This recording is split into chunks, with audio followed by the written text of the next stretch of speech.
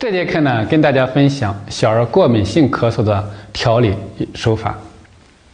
那么，小儿过敏性咳嗽近些年来发病率逐渐的在上升。记得我们小的时候，咳嗽一般都是感冒着凉，而现在好多咳嗽不是因为感冒着凉，因为家长照顾的比较精心。那么为什么还会经常咳嗽呢？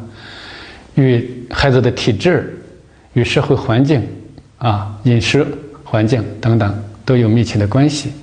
那么过敏性咳嗽它有什么样的临床表现呢？它具备哪些特征呢？这种咳嗽与普通的感冒咳嗽有所不同，一般是有规律的、阵发性的、刺激性的干咳。一般这种咳嗽它是没有痰的，而且它有发病的规律。你比如说，有的孩子每天早晨会咳嗽几声，也没有痰，舌象也很正常其他没有阳性体征，它就是一个干咳。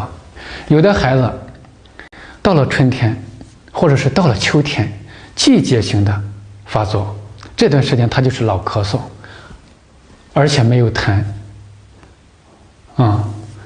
而有的孩子一接触一些个刺激性的气味，或者是进入某一个环境，他就会咳，出现阵发性的这种规律性的咳嗽。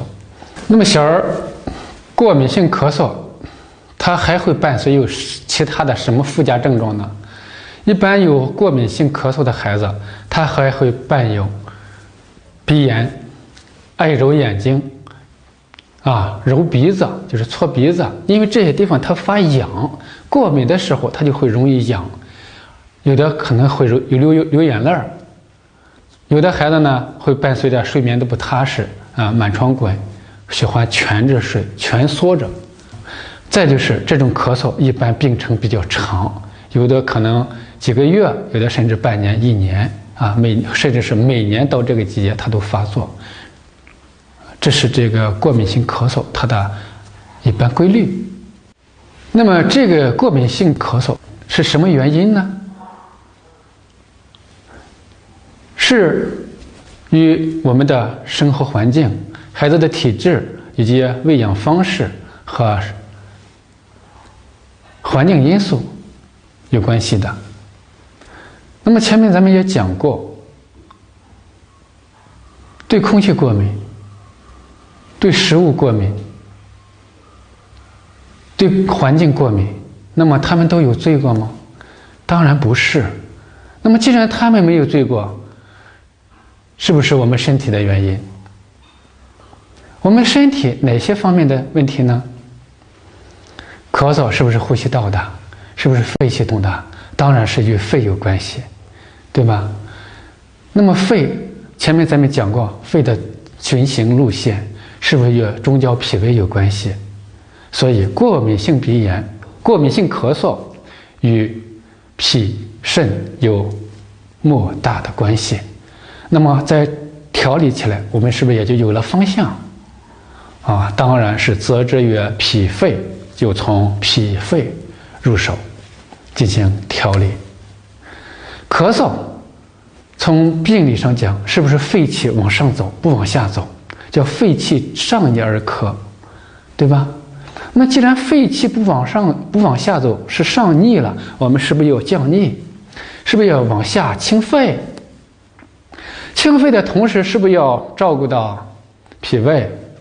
因为它俩是一个母子关系肺是属金的，脾是属土的，土生金。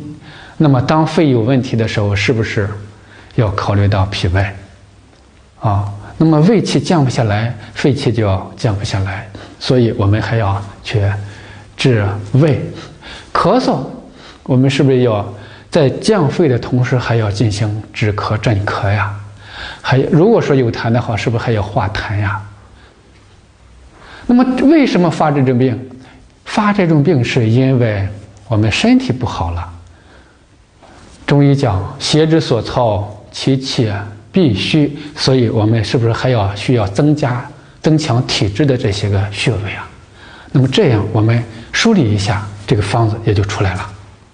大家看一下这个组方清补肺。一般情况下我们是少清多补，可以按照1:3的比例进行清补肺清1下补3下脾也是如此。为什么用这2个穴位？其实咱们也讲过了，在这呢再给大家重复一下，加深一下记忆。咳嗽是不是肺的问题我们要治肺的时候，是不是还要考虑他们的母子关系？治脾是吧？所以我们要清补脾。好，还有下面是平肝。平肝是不是调畅气机使气机循行？因为咳嗽本来是气机上逆，对吧？那么气机上逆才产生咳嗽，所以我们平肝的时候能够降气。揉小横纹是治疗咳嗽的一个要穴。天突揉天突膻中，是不是宽胸理气降逆？搓肺腧肾腧是增强肺功能，增强体质所以这个方子咱这么配合起来，基本算是比较严谨的就按照这个方子来进行推拿。好，除了推拿的方法，我们还可以配合一些个食疗的方子。你比如说沙参玉竹百合粥，用沙参10克，百合10克，玉竹10克粳米30或者是50克，看情况粳米是东北的那种米，就是东北的大米，它比较黏，就是粘性比较强，滋阴、补肺阴、补胃阴效果比较好所以说我们用这个方子进行食疗。再就是可以用柿饼罗汉汤、罗汉果汤。